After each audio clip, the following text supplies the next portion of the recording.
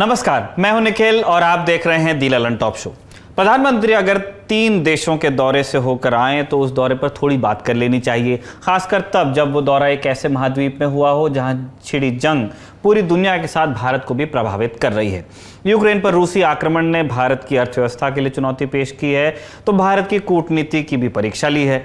इस संदर्भ में प्रधानमंत्री मोदी की यात्रा का हासिल क्या रहा, बताएंगे आज दिन की बड़ी खबर में। लेकिन पहले कुछ सुर्खियों पर गौर कर लीजिए आप। पहली सुर्खी जम्मू कश्मीर में चुनावों की आहट से जुड़ी है, क्योंकि चुनाव से पहले परिसीमन का काम पूरा हो गया है। परिसीमन आयोग ने आज एक बैठक की और फाइनल रिपोर्ट पर साइन कर दिया। यह रिपोर्ट 2 बार कार्यकाल विस्तार की अवधि समाप्त होने से ठीक 1 दिन पहले आई है। परिसीमन आयोग ने केंद्र शासित प्रदेश जम्मू कश्मीर में 7 सीटें बढ़ाने का प्रस्ताव दिया है। प्रस्ताव के अमल में आने के बाद विधानसभा सीटों की संख्या 83 से बढ़कर 90 हो जाएगी। परिसीमन की फाइनल रिपोर्ट के मुताबिक 114 सदस्यीय विधानसभा में फिलहाल 90 सीटों पर चुनाव कराए जाएंगे।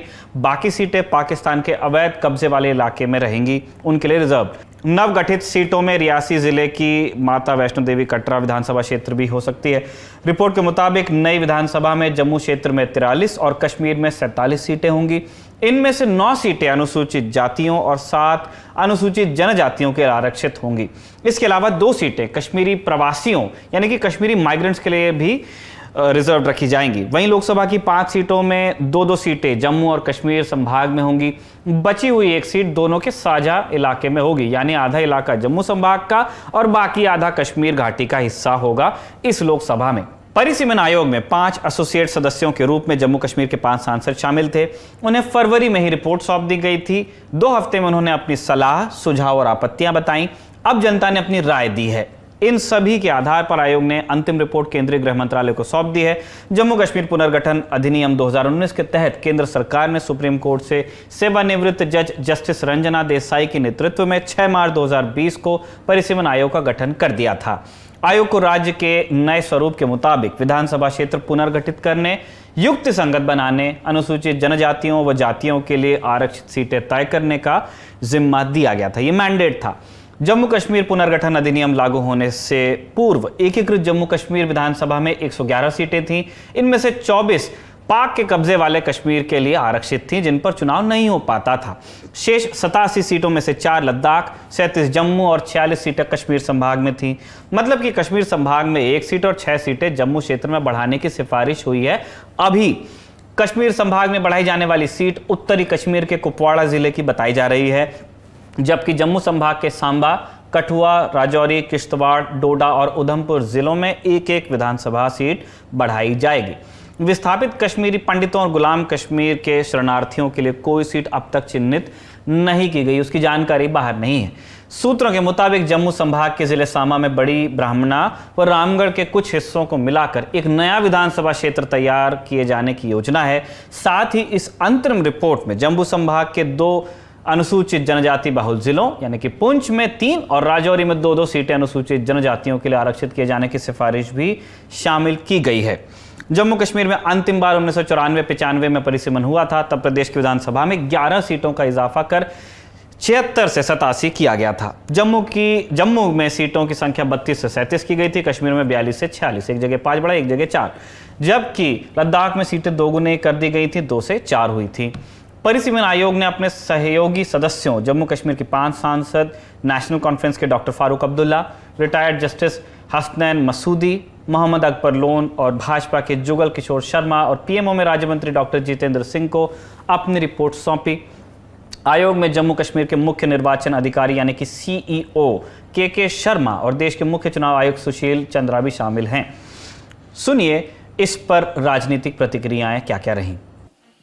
देखो, किस डिलिमिटेशन की बात कर रहे हो आप?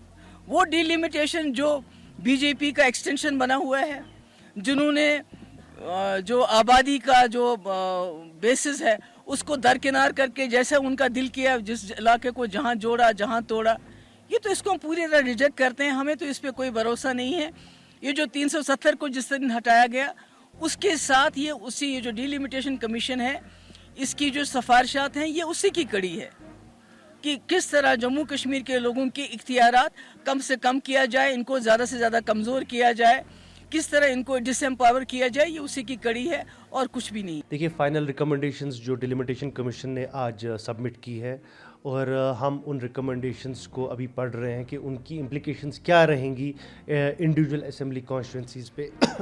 और दूसरी ये बात कि ये क्लियरली जो हमारी डिमांड थी और जो हमारी रिकमेंडेशंस थी नेशनल कॉन्फ्रेंस की, वो एक्सेप्ट नहीं हुई है, क्योंकि हमारा बेसिक प्रमाइस ये था कि जो अनफेयर सीट डिस्ट्रीब्यूशन हुआ है, they have stuck to that unfair seat distribution. दूसरी ये बात कि जिस तरीके से जो हमने कंसर्न्स रेज़ किए थे उन पे भी जो है कोई गौर नहीं किया गया है। बस ये बात मैं बताता चलूँ यहाँ पे आपको कि बीजेपी और उनकी प्रॉक्सीज़ उन्होंने बहुत कोशिश की कि अपने तरीके से ये इन कॉन्स्टिट्यूंसीज़ के बाउंड्रीज़ बनाने के लिए, लेकिन मुझे और मेरी पार्टी को पूरी उम्मीद है कि जब भी यहाँ पे इलेक्शंस डिक्लेयर होंगे, इनको करारा जवाब हमारा वोटर देगा। देखिए, काफ़ी लगभग 2.5 वर्षों से ये प्रोसेस चल रहा था। जम्मू कश्मीर में 1996 में जब डिलिमिटेशन हुई थी तो ये माना जाता है कि बहुत सी इरेगुलरिटीज़ हुई थी, जिसके कारण से किसी विशेष खित्ते को महत्व दिया गया था, और ये उसके साथ 2026 तक द्वारा डिलिमिटेशन नहीं होगी, इस प्रकार के रूल बनाए गए थे सत्ता का गलत फ़ायदा उठा करके। आज हमें उम्मीद है इसमें सभी खित्तों को ध्यान रखा जाएगा, और ख़ास करके जो पिछले दिनों पब्लिक डोमेन में रिपोर्ट आई थी और उसके बाद डिलिमिटेशन कमीशन ने भी डीडीसी, बीडीसी, इस प्रकार के सभी मेंबर्स को, पंचायतों के लोगों को और डीसीज के माध्यम से, रेवेन्यू डिपार्टमेंट के माध्यम से पूरी रिपोर्ट लेकर के, हालांकि कोरोना महामारी के दौरान इसको एक्सटेंशन भी देनी पड़ी, लेकिन उम्मीद है कि ये सभी वर्गों का ध्यान रखते हुए, सभी इलाकों का ध्यान रखते हुए एक अच्छी रिपोर्ट, जिसके कारण से कि इलेक्शन भी हो सकेंगे और ये सारी चीज़ें पॉसिबिलिटीज़ होंगी। दूसरी सुर्खी राजद्रोह की धारा से जुड़ी है। सुप्रीम कोर्ट में इस बात पर जिरह चल रही है कि अंग्रेजों के बनाए कानून के तहत आने वाली धारा 124A का क्या अब भी रखना जरूरी है, क्या वो प्रासंगिक है। ये धारा राजद्रोह के मामलों में लगाई जाती है, मगर इसका दुरुपयोग भी किसी से छिपा नहीं है। हम लगातार बताते रहते हैं आपको। आज chief justice of India NV Ramana, justice Suryakant और जस्टिस हिमा कोहली की पीठ ने मुद्दे पर विचार करने का फैसला लिया। सबसे पहले इस सवाल पर चर्चा हुई कि क्या 1962 के केदारनाथ फैसले को एक बड़ी बेंच के संदर्भ में देखने की आवश्यकता है, जिसमें 5 न्यायाधीशों की बेंच ने खंड को बरकरार रखा था, 124A को। दूसरी महत्वपूर्ण बात, राजद्रोह के कानून की संवैधानिकता को चुनौती देने वाली याचिकाओं पर सुप्रीम कोर्ट ने साफ कह दिया कि इस मामले को अब और स्थगित नहीं किया जाने वाला है। राजद्रोह पर औपनिवेशिक युग के दंड कानून संबंधी याचिकाओं पर अगली सुनवाई 10 मई को होगी। 5 दिन केंद्र सरकार को जवाब दाखिल करने के लिए दिए गए हैं। केंद्र की ओर से पेश सॉलिसिटर जनरल तुषार मेहता ने याचिकाओं पर जवाब दाखिल करने के लिए अदालत से कुछ और समय देने का अनुरोध किया। उन्होंने कहा कि चूंकि यह मुद्दा अत्यधिक महत्वपूर्ण है, जवाब दाखिल करने के लिए वकीलों द्वारा तैयार किए गए मसौदे पर सक्षम प्राधिकारी की मंजूरी का इंतजार किया जा रहा है। उन्होंने कहा कि हाल ही में कुछ नई याचिकाएं भी दायर की गई हैं और उन पर जवाब देना भी आवश्यक होगा। इसके बाद चीफ जस्टिस ने कहा कि इस मामले को मंगलवार दोपहर 2 बजे तक के लिए सूचीबद्ध कर दिए रहे हैं हम। सॉलिसिटर जनरल सोमवार तक हलफनामा दाखिल करें। इस मामले को अब और स्थगित नहीं किया जाएगा। राजद्रोह से संबंधित दंडात्मक कानून के दुरुपयोग से चिंतित शीर्ष अदालत ने पिछले साल जुलाई में केंद्र सरकार से पूछ लिया था कि क्या उस प्रावधान को निरस्त करना ठीक होगा जिसका इस्तेमाल अंग्रेजों ने स्वतंत्रता आंदोलन को दबाने और महात्मा गांधी जैसे लोगों को चुप कराने के लिए किया था। भारतीय दंड संहिता की धारा 124A यानी कि राजद्रोह की संवैधानिकता को चुनौती देने वाली एडिटर्स गिल्ड ऑफ इंडिया और पूर्व मेजर जनरल SC वोम्बटकेरे की याचिकाओं की सुनवाई पर सहमत होते हुए शीर्ष अदालत ने कहा था कि उसकी मुख्य चिंता कानून का दुरुपयोग है। तीसरी सुर्खी ये राजधानी दिल्ली से है। फ्री बिजली जो चुनाव में बड़ा मुद्दा रही, उसको लेकर नियमों में बदलाव किए गए हैं। दिल्ली की केजरीवाल सरकार ने आज एक बड़ा फैसला किया। बिजली सब्सिडी को लेकर कहा है कि दिल्ली में फ्री बिजली अब वैकल्पिक होगी। 1 अक्टूबर से व्यवस्था लागू की जाएगी। जो बिजली की सब्सिडी मांगेंगे उन्हें बिजली की सब्सिडी मिलेगी। सरकार की तरफ से कहा गया कि सीएम केजरीवाल से कई लोगों ने यह कहा कि हम लोग सक्षम हैं, हमें फ्री बिजली नहीं चाहिए, इसका इस्तेमाल आप विकास के लिए करें। अब हम लोगों से पूछेंगे कि क्या उन्हें बिजली की सब्सिडी चाहिए। अगर वो कहेंगे कि चाहिए तो हम देंगे और अगर नहीं चाहिए तो हम नहीं देंगे। 1 अक्टूबर से दिल्ली में उन्हीं लोगों को बिजली की सब्सिडी दी जाएगी जो लोग बिजली की सब्सिडी मांगेंगे। ये ठीक उसी तरह है जैसे प्रधानमंत्री मोदी ने सक्षम लोगों से गैस सब्सिडी छोड़ने की अपील की थी, कहा था कि जो सक्षम है वो सब्सिडी छोड़ने पर विचार करें। ठीक वैसे ही दिल्ली में भी होने जा रहा है। अभी 200 यूनिट से कम बिजली इस्तेमाल करने पर दिल्ली में लोगों का बिल शून्य आता है, एक भी पैसा नहीं देना पड़ता। आखिरी सुर्खी महाराष्ट्र से। अमरावती से सांसद नवनीत राणा और उनके विधायक पति रवि राणा बडनेरा से विधायक हैं, इनको आज जेल से रिहा कर दिया गया। कल ही विशेष अदालत से सशर्त जमानत मिली थी। सीएम उद्धव के घर के सामने हनुमान चालीसा पाठ की जिद के बाद दोनों की गिरफ्तारी हुई थी। राजद्रोह का केस भी लगाया गया था। पिछली सुर्खी में ही हम राजद्रोह के केस के दुरुपयोग की बात कर रहे थे, ऐसा ही एक उदाहरण ये भी है। खैर, दोनों को 2 हफ्ते तक जेल में रहना पड़ा। भायगला जेल से रिहाई के बाद सांसद नवनीत राणा मुंबई की लीलावती अस्पताल पहुंचे, जहां उनका मेडिकल चेकअप हुआ। राणा दंपति को कोर्ट से साफ निर्देश है कि वो मीडिया से बात नहीं करेंगे, सबूतों से किसी तरह की छेड़छाड़ नहीं करेंगे। जिस मामले में गिरफ्तारी हुई वैसा काम दोबारा नहीं कर पाएंगे, जांच में सहयोग भी करेंगे। आईओ यानी कि इन्वेस्टिगेशन ऑफिसर पूछताछ के लिए बुलाते हैं तो उन्हें जाना ही पड़ेगा। ये वो शर्तें हैं जिन पर जमानत मिली है। अगर इनका पालन नहीं होता है तो वापस जेल जा सकते हैं, बेल कैंसिल हो सकती है। ये थी आज के दिन की सुर्खियां। आप चलते हैं दिन की बड़ी खबर पर। 2022 में यह प्रधानमंत्री की पहली आधिकारिक विदेश यात्रा थी। 3 देशों की यात्रा की प्रधानमंत्री ने 2 से 4 मई के दरमियान, जर्मनी, डेनमार्क और फ्रांस। आइए एक एक करके इन यात्राओं की बात करते हैं। पहला स्टॉप था जर्मनी। जर्मनी और आधिकारिक दौरा, ये 2 शब्द एक लाइन में आते हैं तो अनायास हमारे दिमाग में आंगला मर्केल का चेहरा आ जाता है। लेकिन दिसंबर 2021 में आंगला की जगह ले ली थी नए चांसलर ओलाफ शोल्स ने। जब शोल्स जर्मनी में पड़ने वाले हैम्बर्ग के मेयर होते थे तब 2012 में वो भारत आए थे। इस साल उन्होंने बतौर जर्मन चांसलर भारत के प्रधानमंत्री का स्वागत किया। 2022 की बात कर रहे हैं। वैसे यादें सिर्फ शोल्स ने ही ताज़ा नहीं की। प्रधानमंत्री जर्मनी गए तो इंटरनेट के हाथ उनकी 30 साल पुरानी एक तस्वीर लग गई। इसमें प्रधानमंत्री फ्रैंकफर्ट में एक शख्स के साथ खड़े नजर आते हैं। यह तस्वीर 1993 की बताई जा रही है, जब प्रधानमंत्री अमेरिका से लौटते हुए फ्रैंकफर्ट में रुके थे। 2 मई को बर्लिन में प्रधानमंत्री का जर्मनी की तरफ से आधिकारिक स्वागत भी हुआ, गार्ड ऑफ ऑनर मिला और भारतीय समुदाय ने भी अपनी प्रस्तुति दी। इस दौरान बच्चों से ही प्रधानमंत्री की बातचीत को हमने दी ललन टॉप शो में आपको दिखाया था। स्वागत के बाद प्रधानमंत्री ने जर्मन चांसलर से मुलाकात की। दोनों नेताओं ने साथ में Bharat Germany inter governmental consultation ICG की अध्यक्षता की। ICG के तहत दोनों देशों के बीच द्विपक्षीय बातचीत होती है। हर 2 साल में होने वाली इस बैठक का यह छठा दौर था। ICG के फॉर्मेट के तहत दोनों देशों के मंत्रियों के बीच भी सीधी बातचीत होनी जरूरी होती है। इसीलिए प्रधानमंत्री के साथ जो शिष्टमंडल गया था उसमें विदेश मंत्री डॉक्टर एस जयशंकर थे, वित्त मंत्री निर्मला सीतारमण थी और भी कई वरिष्ठ अधिकारी थे। बैठक के बाद प्रधानमंत्री और जर्मन चांसलर ने दोनों देशों के उद्योगपतियों से भी मुलाकात की। शाम को प्रधानमंत्री ने बर्लिन में भारतवंशियों को संबोधित किया, जिसके बारे में हमने आपको बताया था। जर्मनी से शुरू हुई प्रधानमंत्री की यात्रा की भूमिका कैसे बनती है, सुनिए विदेश मामलों की जानकार स्वस्ति राव से। इसके 2-3 आयाम हैं। ये जो आपने मुझसे सवाल पूछा है कि प्राइम मिनिस्टर का दौरा है और अभी दौरा हुआ है और इस दौरे के बेसिकली क्या क्या जियोपॉलिटिकल इम्प्लिकेशंस हैं, तो इसमें 3-4 जैसे मैंने आपसे कहा कि इसके डायमेंशंस हैं।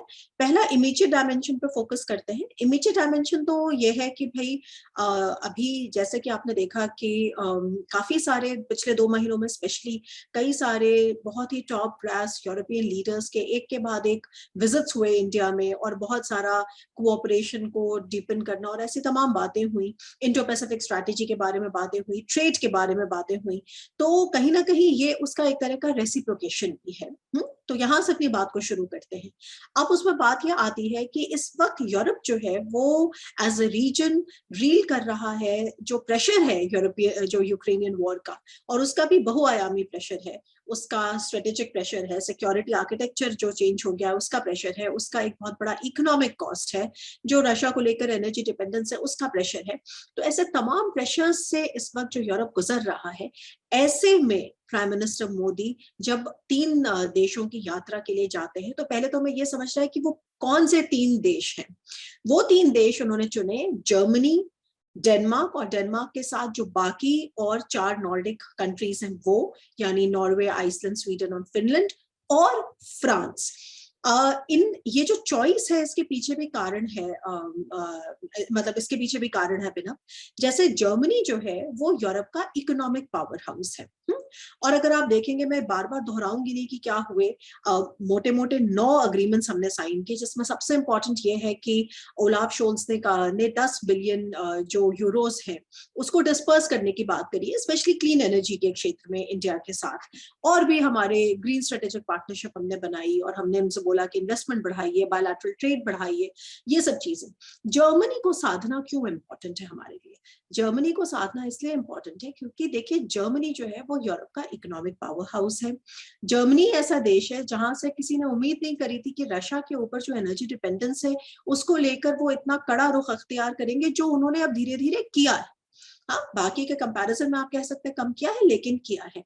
तो यूरोपियन यूनियन के जो तमाम इकोनॉमिक, जिसको कहते हैं कि जो उनकी पॉलिसीज हैं, जैसे ग्लोबल गेटअवे है और ऐसे तमाम और उनके जो पॉलिसीज हैं, उसके पीछे का जो इकोनॉमिक पुश है वो कहीं ना कहीं जर्मनी उसमें एक अग्रणी भूमिका निभाता है।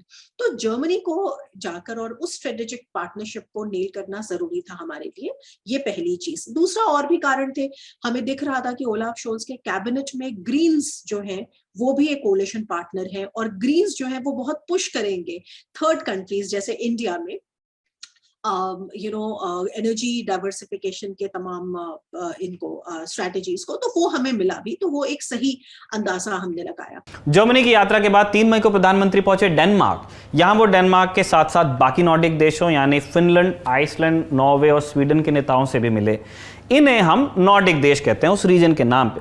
प्रधानमंत्री डेनमार्क गए ही इंडिया नॉर्डिक समिट के लिए थे। पहला इंडिया नॉर्डिक समिट हुआ था स्टॉकहोम में साल 2018 में। यह दूसरा समिट था। इस बार के इंडिया नॉर्डिक समिट का फोकस रहा कोरोना महामारी के बाद अर्थव्यवस्था की रिकवरी पर, जलवायु परिवर्तन, रिन्यूएबल एनर्जी और विश्व सुरक्षा पर। द्विपक्षीय बैठक के बाद डेनमार्क के प्रधानमंत्री मेटे फ्रेडरिक्सन ने कहा कि वो उम्मीद करती हैं कि भारत रूस पर अपने प्रभाव का इस्तेमाल करके युद्ध रोकने का प्रयास करेगा।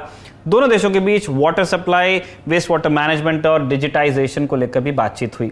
डेनमार्क में प्रधानमंत्री मोदी ने अभिव्यक्ति की स्वतंत्रता पर अपनी बात रखी, सुनिए। पिछले वर्ष अक्टूबर में मुझे आपका भारत में स्वागत करने का अवसर प्राप्त हुआ। इन दोनों यात्राओं से हम अपने संबंधों में निकटता ला पाए हैं और इन्हें गतिशील बना पाए हैं।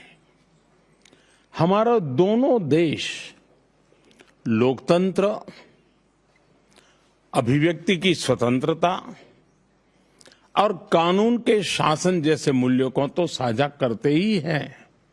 साथ में हम दोनों की कई कॉम्प्लीमेंट्री स्ट्रेंथ भी है। डेनमार्क में ही प्रधानमंत्री ने भारतवंशियों से यह भी वादा लिया कि वो अपने 5 नॉन इंडियन दोस्तों को भारत देखने भेजेंगे, सुनिए। देखिए, भारत इतना महान देश है, भारत के प्रति हम लोग इतना गर्व करते हैं। आप कम से कम हर वर्ष 5 नॉन इंडियन फ्रेंड्स, इंडियन नहीं, 5 नॉन इंडियन फ्रेंड्स को हिंदुस्तान देखने के लिए भेजने का काम कर सकते हैं, उनको प्रेरित कर सकते हैं। डेनमार्क में भारत के प्रधानमंत्री के दौरे को अंतर्राष्ट्रीय मामलों के जानकार कैसे देख रहे हैं, सुनिए। उसके बाद देखिए हम कहाँ गए, उसके बाद हम डेनमार्क जा रहे हैं। तो डेनमार्क जो कंट्रीज हैं, मतलब जो नॉर्डिक कंट्री है, और 5 ये जो नॉर्डिक एरिया है उसके 5 कंट्रीज में से एक डेनमार्क है। और सबसे इम्पोर्टेंट बात ये है कि ये आर्कटिक काउंसिल में जो 8-9 जो की मेंबर्स हैं उनका भी प्रतिनिधित्व करता है। ये जो नॉर्डिक 5 स्टेट्स हैं, उसमें कनाडा, यूएस वगैरह, रशिया भी है, लेकिन जो मैं नॉर्डिक कंट्रीज की बात कर रही हूँ यूरोप में। अब देखिए यहाँ पे क्या है कि अभी तक कोई भारतीय प्राइम मिनिस्टर नहीं गया था। तो अभी इसको ऐसे समझिए, अगर मैं अपनी बात को पर्सपेक्टिव में डालूं, देखिए कई समय तक ऐसा होता था कि प्राइम मिनिस्टर जो NDA 1 और NDA 2 की फॉरेन पॉलिसी है, वो उसको एक क्रिटिसिज्म मिलता था कि वो प्रो यूएस फॉरेन पॉलिसी है, और हम यूएस से अपनी स्ट्रैटेजिक क्लोजनेस को बढ़ाने के लिए शायद अपने बाकी पार्टनर्स को एलिनेट कर रहे हैं। तो ऐसा क्रिटिसिज्म हमको शुरू में NDA 1 NDA 2 के रेजिम में सुनने को मिला। इसके पीछे कारण भी है। यूएसए के साथ जो हमारी स्ट्रेटेजिक क्लोजनेस है वो 2016 से शुरू हुई और बहुत सारे हमने की एग्रीमेंट्स यूएसए के साथ साइन किए। तो ऐसे समय पर ये क्रिटिसिज्म आता था कि मोदी की जो फॉरेन पॉलिसी है वो बहुत ज्यादा यूएस की तरफ झुकाव उसका हो रहा है। लेकिन देखिए, ये जो कोर्स करेक्शन है मोदी की पॉलिसी में, इंडिया की फॉरेन पॉलिसी में, आज के वक्त का जो इंडिया है वो पूरी दुनिया को एक तरह से अपने नेशनल इंटरेस्ट के लेंस से देख रहा है और दुनिया के सारे रीजन्स में पहुंच बनाने की भरसक कोशिश कर रहा है। वो चाहे रशिया और यूएस को बैलेंस करना हो, चाहे वो यूके को बैलेंस करना हो, चाहे इधर क्वाड को बैलेंस करना हो, चाहे यूरोप में अपनी पहुंच बनाना हो, चाहे सेंट्रल एशिया में अपनी पहुंच बनाना हो। तो मेरी नजर से अब जैसे नॉर्डिक कंट्रीज में ही जाना है, तो ये एक ऐसा रीजन है जहां पे जिनका कंबाइंड ट्रेड जो है वो काफी ज्यादा है और हमारा उनके साथ ट्रेड बहुत कम है। वो पायनियर्स हैं ग्रीन एनर्जी में, क्लीन एनर्जी में, ऐसी चीजों में, ब्लू इकोनॉमीज में। जैसे हम गए, हमने उनसे कहा कि आप क्यों नहीं हमारे सागरमाला प्रोजेक्ट में आप इन्वेस्ट करते हैं, क्यों नहीं आप अपने पेंशन फंड्स इन्वेस्ट करते हैं। तो ऐसे ये छोटे छोटे बहुत सारे इश्यूज हैं जिनका पोटेंशियल हमने अभी तक टैप नहीं किया था। तो ये एक सही दौर है, वक्त है ये करने का। और दूसरा देखिए, एक ये भी समझिए कि बायलैटरल तो हमने अपने रिलेशंस अच्छे करे ही, उसके साथ साथ हमने मल्टीलैटरल फोरम्स पे भी अपने रिलेशंस अच्छे करे। कैसे, मैं आपको 2 उदाहरण से बताती हूँ। एक तो देखिए, ये समझिए कि जो नॉर्डिक कंट्रीज हैं वो भारत की जो बिड है for a permanent seat in the United nation security council, इसको सपोर्ट करते आए हैं। अभी से नहीं, काफी दिनों से करते आए हैं। तो एक तो हम इस तरह की चीजों पर हमें जोर मिलता है। दूसरा, जो आर्कटिक काउंसिल है, आर्कटिक काउंसिल में जो ये देश हैं, जो 5 नॉर्डिक स्टेट्स हैं, ये चाइना के बढ़ते प्रभुत्व को लेकर परेशान है। तो कहीं ना कहीं वो चाइना के इस इन्फ्लुएंस को बैलेंस करना चाहते हैं हिंदुस्तान को बैक करके। और हिंदुस्तान, चाइना, ये सब ऑब्जर्वर स्टेट्स हैं वहां पर। लेकिन being an observer state, China का जो इन्फ्लुएंस है वो रशिया की वजह से वहां बहुत ज्यादा है। तो ये सब चीजों का आप देखेंगे कि जो लैटरल फोरम्स है उसमें भी हमको एक तरह का फायदा दिखता है। 4 मई को प्रधानमंत्री पहुंचे फ्रांस और भारत आपसी राजनयिक संबंधों की 75वीं सालगिरह मना रहे हैं। फ्रांस से भारत का रक्षा सहयोग भी दशकों से चला आ रहा है। यहां इमैनुअल मैक्रों हाल ही में चुनाव जीतकर दोबारा राष्ट्रपति बने हैं। प्रधानमंत्री ने फ्रांस पहुंचते एक तस्वीर ट्वीट की जिसमें वो फ्रांस के राष्ट्रपति से गले मिल रहे थे। प्रधानमंत्री ने यह भी लिखा कि फ्रांस भारत के सबसे पक्के दोस्तों में से एक है और ये 2 दोस्तों की मुलाकात है, ऐसा विदेश मंत्रालय की तरफ से कहा गया था। वैसे प्रधानमंत्री मोदी 5वीं बार फ्रांस पहुंचे हैं इस बार। इससे पहले वो अप्रैल 2015, नवंबर 2015, जून 2017 और अगस्त 2019 में भी फ्रांस के दौरे पर गए थे। मैक्रों भी मार्च 2018 में भारत आ चुके हैं। इसके अलावा दोनों नेताओं के बीच G20 की बैठकों के दौरान भी मुलाकातें हुई हैं। दोनों नेताओं के बीच फ्रांस के राष्ट्रपति के आधिकारिक आवास इलीसी पैलेस में एक बैठक हुई। इस मुलाकात का हासिल क्या रहा, अब ये सुनिए। अब फ्रांस बड़ा एक इंटरेस्टिंग इस समय फ्रांस में सिनारियो है। देखिए, फ्रांस जो है वो अभी इमैनुअल मैक्रोन उसमें दोबारा इलेक्ट होकर आए हैं, पहली चीज। तो यानी कि हिंदुस्तान के पॉइंट ऑफ व्यू से हमको इंडो पैसिफिक को लेकर जो फ्रांस की फॉरेन पॉलिसी है उसमें हमको एक निरंतरता देखने को मिलेगी। इस बात की अब हमारे पास गारंटी है कि अगले 5 साल तक फ्रांस क्या करेगा, पहली चीज। दूसरी चीज, फ्रांस जो है वो यूरोपियन यूनियन की काउंसिल का प्रेसिडेंट है। तो ऐसे में यूरोपियन यूनियन और भारत का जो स्ट्रेटेजिक पार्टनरशिप है उसका अगर की रोल कोई निभाता है वो फ्रांस है। मतलब उस रिलेशनशिप को स्टीयर कौन करता है? फ्रांस करता है। तो उर्सुला वॉन डर लेयन यहाँ पर आई, बहुत अच्छी बात है, लेकिन अब उसका जो पुश है वो पीछे से वहां यूरोप में हमारे लिए फ्रांस करेगा।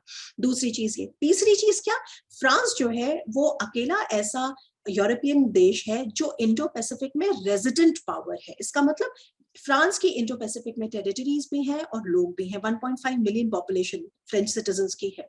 तो ऐसे में जो फ्रांस का आउटरीच है इंडो पैसिफिक का, उसको लेकर हमको एक कॉन्फिडेंस चाहिए था जो इमैनुअल मैक्रोन के वापस आने से हमें मिलता है। 3 देशों के दौरे के वक्त यूक्रेन पर रूस के आक्रमण का मुद्दा बार बार उठता रहा। भारत ने तीनों ही जगह अपनी पुरानी लाइन दोहराते हुए कहा कि हल बातचीत से ही निकल सकता है। रूस पर भारत की सामरिक निर्भरता के संदर्भ में भी प्रधानमंत्री के दौरे का महत्व है।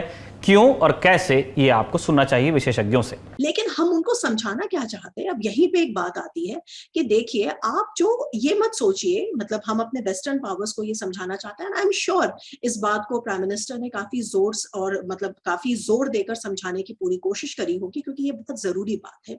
देखिए, ऐसा नहीं है कि हम रशिया से अपनी डिफेंस प्रोक्योरमेंट की डिपेंडेंसी को कम करने के लिए हम अपना जो हथियार और असलहा है ये फ्रांस से खरीदना शुरू करते हैं, इजराइल से खरीदना शुरू करते हैं। नहीं, एक डिपेंडेंसी का जवाब दूसरी डिपेंडेंसी नहीं है। डिपेंडेंसीज को खत्म करने का जवाब यह है कि आप भारत को एक इक्वल पार्टनर बनाने की कोशिश करिए, क्योंकि एक एम्पावर्ड इंडिया जो है वो आपके लॉन्ग टर्म इंटरेस्ट में है, अगर आप इंडो पैसिफिक में अपने इंटरेस्ट को सिक्योर करना चाहते हैं। यानी कि जो हमारा डिफेंस एक्विजिशन प्रोसीजर जो में रिफॉर्म्स है, डीएपी रिफॉर्म्स जिनको कहते हैं, उन रिफॉर्म्स के तहत भारत को आत्मनिर्भर बनाइए, सेल्फ रिलायंट बनने में मदद करिए। ये कैसे होगा?